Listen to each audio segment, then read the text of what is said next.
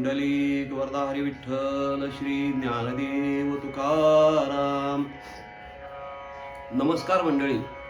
अमृतबिंदू या आध्यात्मिक मराठी यूट्यूब चॅनलच्या समर्थ रामदास स्वामी चरित्र या भाग 2 मध्ये आपल्या सर्वांचं पुन्हा एकदा स्वागत आहे.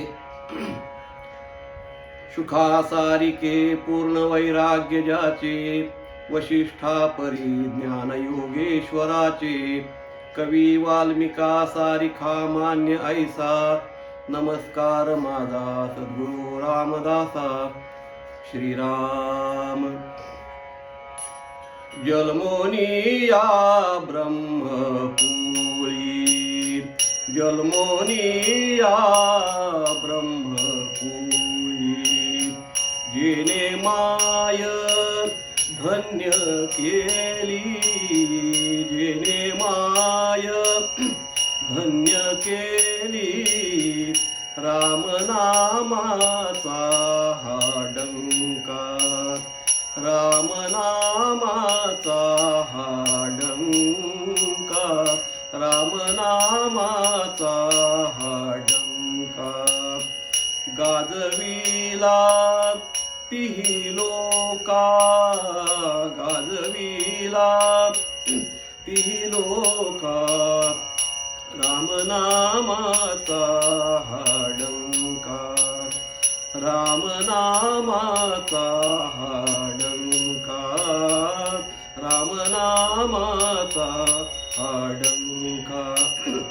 ज्याची भगवी पताका, ज्याची भगवी पताका, कळे काळ पडे धाक, कळे काळ पडे धाक, रामनामाचा हा डंका, रामनामाचा हा डंका, रामनामाचा हा डंका.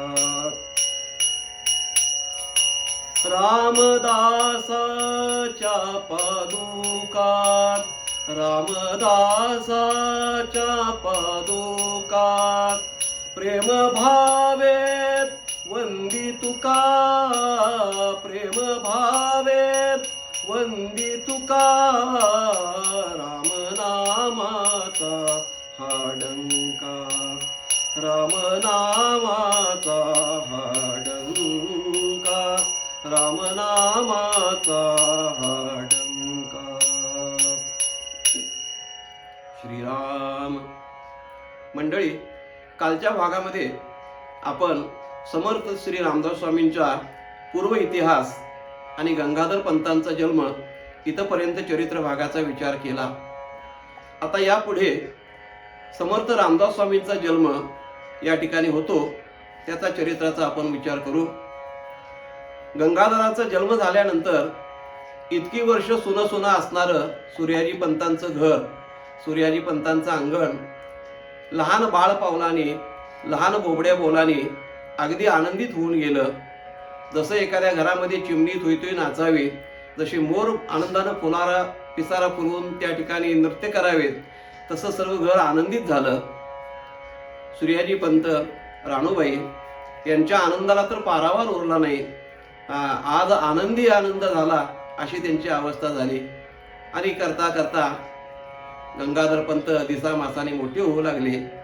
त्यांच्या बालपावलाला खेळण्याकरता अंगण पुरे पडेना अशी अवस्था झाली. तेवढ्यातच पुन्हा राणूबाईंना परत नवीन बाळाच्या हालचालीची चाहूल लागलेली आहे. मग तर काय विचारता, दुधात साखर अतिशय आनंद राणूबाईंच्या अंतःकरणाला झाला. ही बातमी सूर्याजी पंतांना ज्या वेळेला कळाली त्यावेळेला त्यांना कुठे ठेवू आणि कुठे नको अशी अवस्था झाली. दोघं पती पत्नी भगवान श्रीरामाची सेवा, सूर्यनारायणाची उपासना अशा सात्विक असणाऱ्या वातावरणामध्ये दिवस क्रमत होते. संसार चालू होता. आणि गरोदरपणी तर स्त्रियांनी विशेषत्वानं परमार्थ करावा, सद्ग्रंथांचं वाचन करावं, मंदिरामध्ये जावं, देवदर्शन करावं, साधू संतांच्या चरणावरती लीन व्हावं, साधू संतांची सेवा करावी. अशा पद्धतीने जर गरोदरपणातला काळ घालवला तर पोटी जन्माला येणारी मुलं अतिशय सात्विक, सज्जन आणि भगवत भक्त जन्माला येतात. हल्ली आपण जे पाहतो की हल्लीच्या पिढीमध्ये जन्माला येणाऱ्या मुलांची अवस्था जर बघितली तर ते तापट डोक्याचे, रागिष्ट, छंदिष्ट आणि एक विशिष्ट प्रकारचा, ज्याला आपण म्हणतो आक्रमक, अशा स्वरूपाची मुलं जन्माला येऊ लागलेली आहेत. ह्याचं कारण वैज्ञानिकांना समजणार नाही मंडळी, असं का होतंय ते. पण आमच्या शास्त्रांनी त्याचं कारण असं सांगितलंय की बाळ गर्भामध्ये असताना जो विचार माता करते, जशा प्रकारचं आचरण त्या मातेचं असतं, त्याचा परिणाम त्या बाळाच्या बुद्धीवरती, त्याच्या मनावरती हा त्याचा होत असतो. म्हणून आजकाल जर माता जर आपण पाहिल्या तर दुसरं तिसरं काही करत नाहीत. एक तर लोळत पडतात, नसेल तर टी व्ही पुढं बघत बसायचं, नको असणाऱ्या त्या घाणेरड्या मालिका बघायच्या, विकृत असणाऱ्या सगळ्या गोष्टी पाहायच्या, विकृत गोष्टीचा विचार करायचा, नको ते खायचं, नको तिथं जायचं. हा सगळ्या तामसी आणि राजस असणारा प्रकार गरोदरपणी केला जातो. त्याच्यावरती कोण निर्बंधही घालत नाही. आणि जुनी माणसं जर हे काही सांगायला गेले तर त्यांचं कोण ऐकत नाही. अशी अवस्था सध्या आहे. त्याचा परिणाम सध्याची मुलं जी आपण पाहतो जन्माला आलेल्या 2-3 वर्षांच्या मुलांच्याकडे जरी पाहिलं तर इतके आक्रमक असतात, इतकं त्या ठिकाणी असं भयानकता त्यांच्या ठिकाणी निर्माण झालेली दिसते आपल्याला की त्यांच्या पुढं आपल्याला नमतं घ्यावं लागतं. अशी अवस्था मुलांची आहे. परंतु पूर्वीच्या काळामध्ये शास्त्राचं श्रवण केलं जायचं, सगळ्या गोष्टी माहिती असायच्या. त्या पद्धतीनं राणूबाई आणि सूर्याजी पंत मोठ्या आनंदानं दिवस क्रमत आहेत. करता करता गर्भाला 7 महिने पूर्ण झालेले आहेत.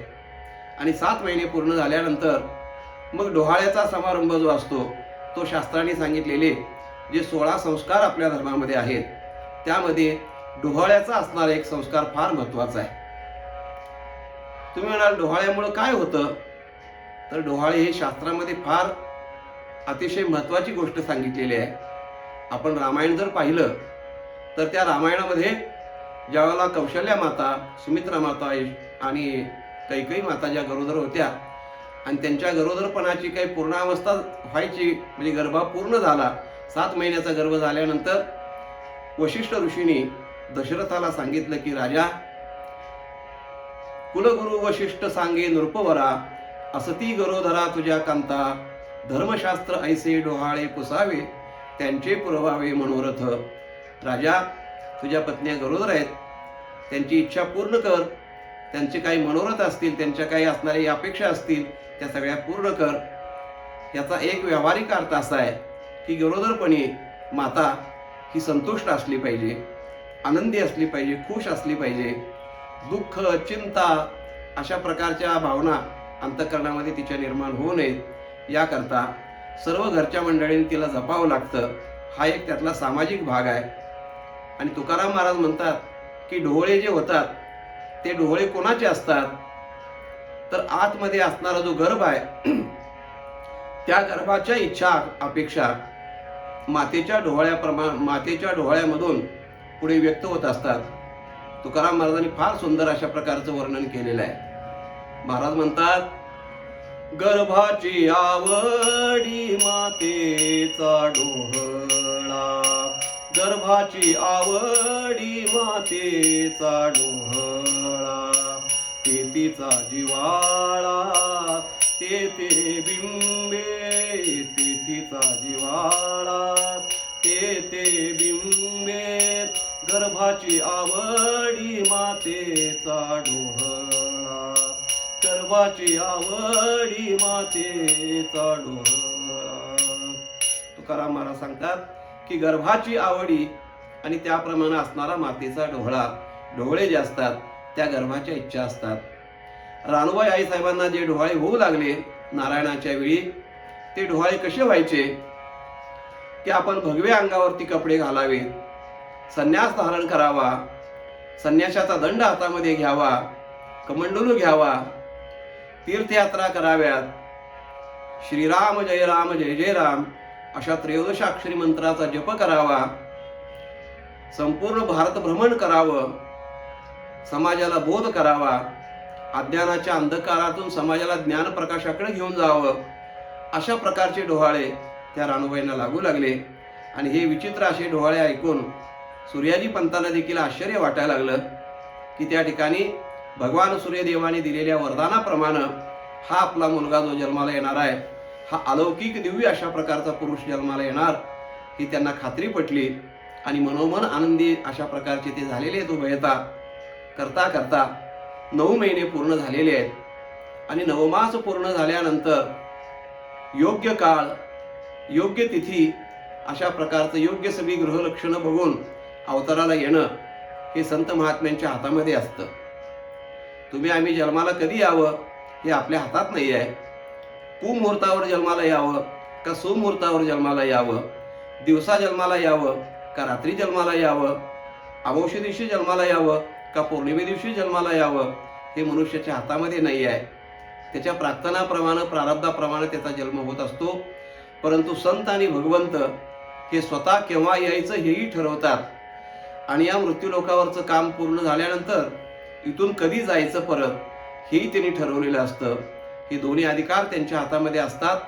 म्हणून तर त्यांना अवतारी पुरुष असं म्हणतात. अवतारी पुरुष म्हणण्याचं कारण एक आहे की हे येणं जाणं त्यांच्या हातामध्ये आहे. म्हणून समर्थाने ठरवलं की आपण कधी प्रगट व्हायचं या पृथ्वीवरती आणि दिवस त्यांनी निश्चित केला. कोणता दिवस होता? चैत्र महिना, वसंत ऋतू, शुद्ध नवमीची असणारी तिथी आणि त्या तिथीला भगवान श्रीरामांचा असणारा जन्मकाळ आहे. भगवान श्रीराम त्या तिथीला अवताराला आले. तोच दिवस तीच वेळ समर्थांनी आपल्या अवताराला येण्यासाठी निश्चित केलेली आहे. नामदेवराय वर्णन करतात की किती सुंदर असणारं नैसर्गिक वातावरण होतं त्यावेळेला बाहेरचं. उष्णता हवेत जरी जाणवत असली तरी एक प्रकारचं सुगंधी वातावरण हवेमध्ये असतं. झाडांना वृक्षांना नवीन पालवी, चैत्र पालवी ज्याला म्हणतात, ती चैत्र पालवी फुटलेली असते. झाडावरचे जे पक्षी असतात, पक्षीगण असतात, ते आनंदानं त्या ठिकाणी विहार करत असतात. त्यांनाही आनंद झालेला असतो. आंब्याच्या फळाला त्या ठिकाणी कैऱ्या लागलेल्या असतात. त्या ठिकाणी आंबे पिकण्याच्या अवस्थेमध्ये थोडेफार आलेले असतात. हा सर्व आनंदी आनंद निसर्गामध्ये असतो. आणि अशा रम्य असणाऱ्या वसंत ऋतूमध्ये चैत्र मास नामदेव महाराजांनी वर्णन करताना असं सुंदर केलं रामजन्माच्या वेळेचं. नामदेव महाराज म्हणतात, उत्तम हा चैत्र मास, उत्तम हा चैत्र मास, ऋतू वसंताचा दिवस, ऋतू वसंताचा दिवस, शुक्ल पक्ष ही नवमी,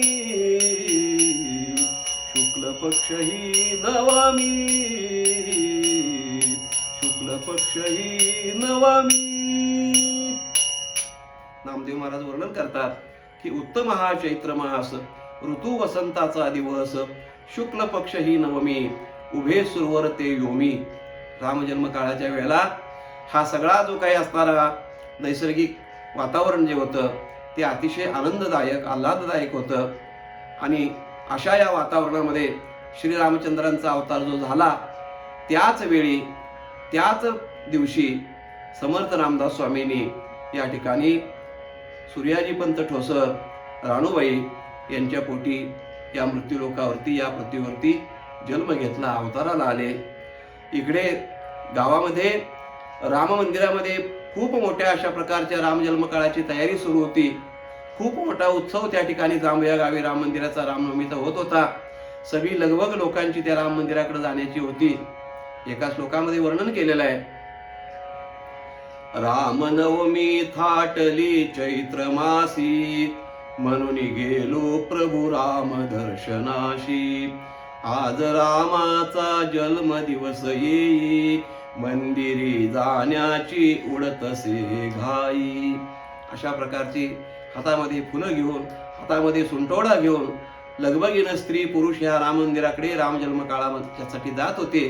तेवढ्यात इकडे सूर्याजी पंतांच्या वाड्यामध्ये गलबला झाली. सगळी एकच धांदल उठली. सगळे ज्या काही त्यांच्या दासी होत्या, सोयनी ज्या होत्या, त्या सर्व लगबग करू लागल्या.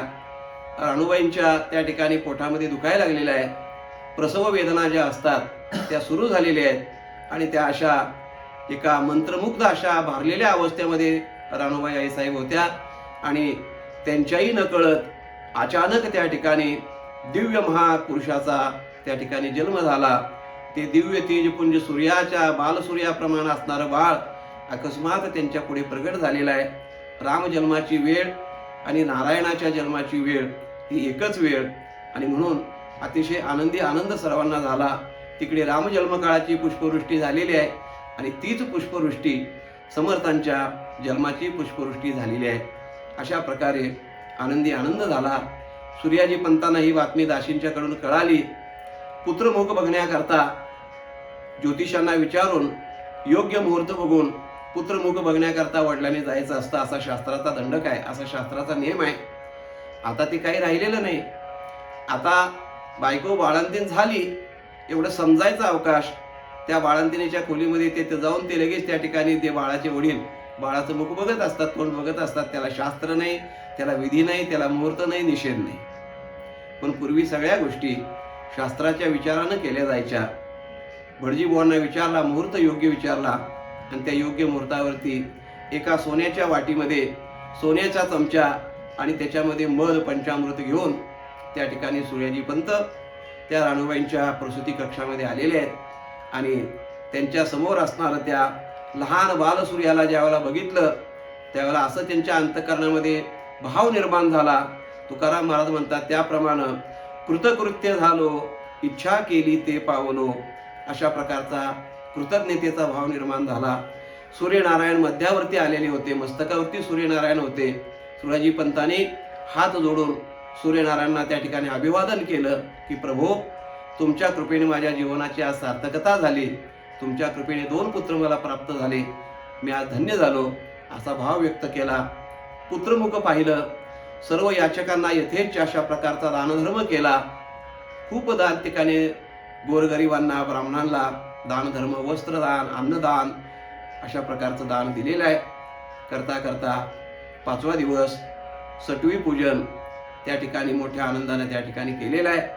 आणि ते झाल्यानंतर पुढचा जो विधी आहे तो नामकरणाचा विधी. आणि सर्व त्या ठिकाणी आपल्या आपतेष्ट असणारे सगळा परिवार, सर्व असणाऱ्या स्त्रिया त्या ठिकाणी जमा झालेल्या आहेत. आणि सर्वांनी मिळून मोठ्या उत्साहामध्ये त्या असणाऱ्या लहान कोवळ्या बाळाला पाळण्यामध्ये घातलेला आहे. आणि सर्वांच्या सहमतीनं, सर्वांच्या त्या ठिकाणी असणाऱ्या उपस्थितीनं त्या बाळाचं नाव नारायण अशा प्रकारचं त्याचं नामकरण करून शास्त्रोक्त पद्धतीनं, वेदोक्त पद्धतीनं त्या बाळाच्या बारशाचा कार्यक्रम केला. आणि नारायण असं नाव त्याला प्राप्त करून दिलं. नारायण याचा अर्थ भगवान विष्णूचंही नाव नारायण आहे. आणि त्याचप्रमाणे ज्या सूर्यदेवांच्या वरदानानं, ज्या सूर्यदेवांच्या कृपेनं हे पुत्ररत्न प्राप्त झालं, त्या सूर्यदेवालाही नारायण असं म्हणतात. आपण सूर्यनारायण म्हणतो, तेव्हा त्यांचंही स्मरण या नावाच्या निमित्तानं व्हावं हा हेतू मनामध्ये ठेवून नारायण अशा प्रकारचं नामकरण केलं.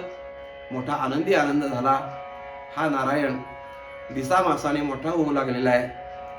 2 महिन्याचा झाला, 3 महिन्याचा झाला, 4 महिन्याचा झाल्यानंतर पूस बदलण्याचा कार्यक्रम मोठ्या सोहळ्याने केला. नारायण हा पालथा पोहू लागलेला आहे. पालथा पडता पडता जमिनीला गुडघे टेकून त्या ठिकाणी असा हाताचा भार देऊन जमिनीला उठण्याचा प्रयत्न करू लागला, रांगायला लागलेला आहे. आणि त्या सगळ्या बाललीला बघता बघता राणूबाई आणि सूर्याजी पंत अतिशय मनामध्ये कृतज्ञ कृतज्ञ कृतज्ञ अशा प्रकारचे झालेले आहेत. अशा या सगळ्या बाळलीला नारायणाने दाखवायला सुरुवात केली. रांगता रांगता नारायण हा थोडा मोठा झाला आणि मोठा झाल्यानंतर चालू लागला. परंतु इतर मुलांच्या प्रमाणे नारायणाची अवस्था नव्हती. नारायणाची चर्या वेगळीच असायची. नारायण खेळायला मुलांच्या मध्ये जायचा, परंतु इतर मुलांच्या प्रमाणे विटी दांडू खेळ किंवा अशा काही लगोऱ्या अशा काही प्रकारचे खेळ न खेळता आई त्याला लहानपणी असताना रामायणातल्या कथा सांगायच्या, मारुतीचे पराक्रम सांगायचे. आणि ते ऐकून नारायणाला असं वाटायचं की आपणही मारुतीच व्हावं. आणि म्हणून एखादं काळं असणारं वस्त्र घ्यावं, त्याचा गुंडाळा करावा आणि कमरेला बांधलेल्या लंगोटीमध्ये मागच्या बाजूने तो काळ्या वस्त्राचा गुंडाळा असा खोचावा आणि खोचून त्या ठिकाणी उड्या मारत मारत बाहेर जावं. पोरानो बघा, मी मारुती आलो, मारुती आलो, हनुमंत आलो असं म्हणावं. त्याच्या त्या बाळलीला बघून सर्वांना मोठा आनंद व्हायचा. ती शेपूट अशी ती शेपटी हलवत हलवत मारुतीप्रमाणे उड्डाण करायचे, हावभाव सगळे हनुमंताप्रमाणे दाखवायचे.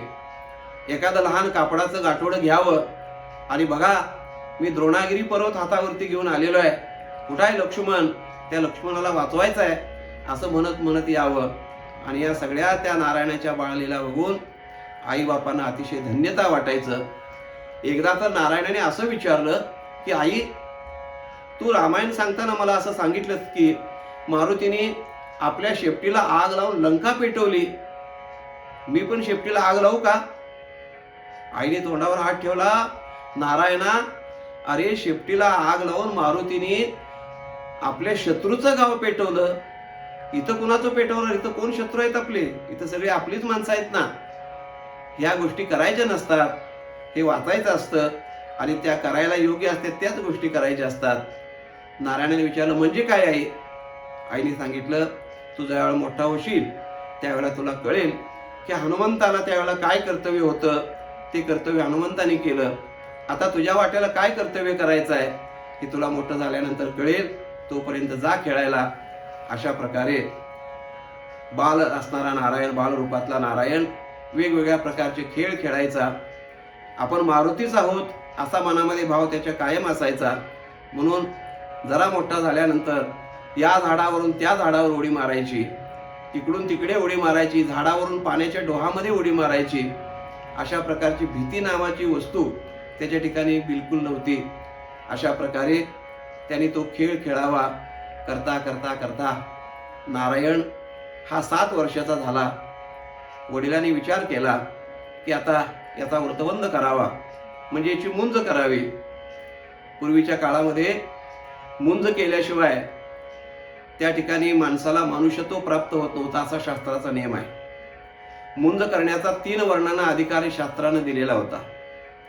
ब्राह्मण, क्षत्रिय आणि वैश्य या 3 वर्णामध्ये मुंज केली जायची.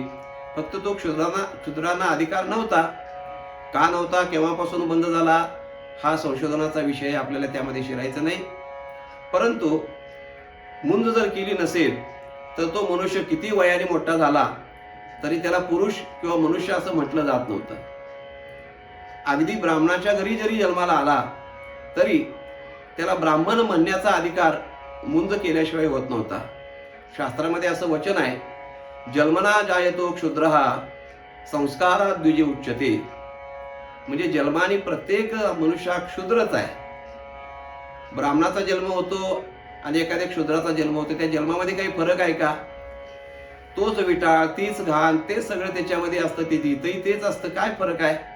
फक्त संस्कारात द्विज उच्यते, त्याच्यावरती जे संस्कार केले जातात त्या संस्काराने त्याला ब्राह्मणत्व प्राप्त होतं. म्हणून जन्मापेक्षा मनुष्याच्या संस्काराला फार महत्त्व दिलेलं आहे.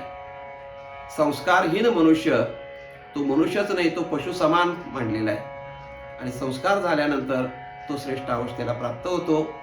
सूर्याजी पंतांनी विचार केला की या नारायणाची मुंज करावी आणि म्हणून त्यांनी मुंजीचा कार्यक्रम आयोजित केला. योग्य पुरोहित, योग्य त्या ठिकाणी असणारे सगळे उपाध्याय वगैरे बघून मुंजीचा कार्यक्रम त्या ठिकाणी केला. आणि मुंज करत असताना गायत्री मंत्राचा उपदेश यथायोग्य पद्धतीनं नारायणाला त्यांनी त्या ठिकाणी देऊन योग्य अशा प्रकारची जी काही दीक्षा द्यायची असते, बटू दीक्षा ज्याला म्हणतात, ती बटू दीक्षा त्याला त्या ठिकाणी दिलेली आहे. आणि पुढचा सगळा जो काही आता क्रम आहे, पुढचा जो चरित्राचा भाग आहे त्याचा विचार आपण मंडळी उद्याच्या भागामध्ये आपण पुढचा विचार करूया. आपल्याला आजचं चिंतन कसं वाटलं ते जरूर कळवा. या चॅनलवरती जर आपण नवीन आले असाल तर चॅनलला अवश्य सबस्क्राईब करा, इतरांच्यापर्यंत त्याची माहिती पोचवा.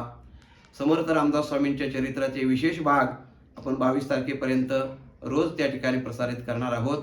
तेव्हा आपणही ऐका आणि इतरांना ऐकण्याकरता जरूर सांगा. भेटूया मंडळी पुन्हा उद्याच्या भागामध्ये. तोपर्यंत नमस्कार. रामकृष्ण हरी.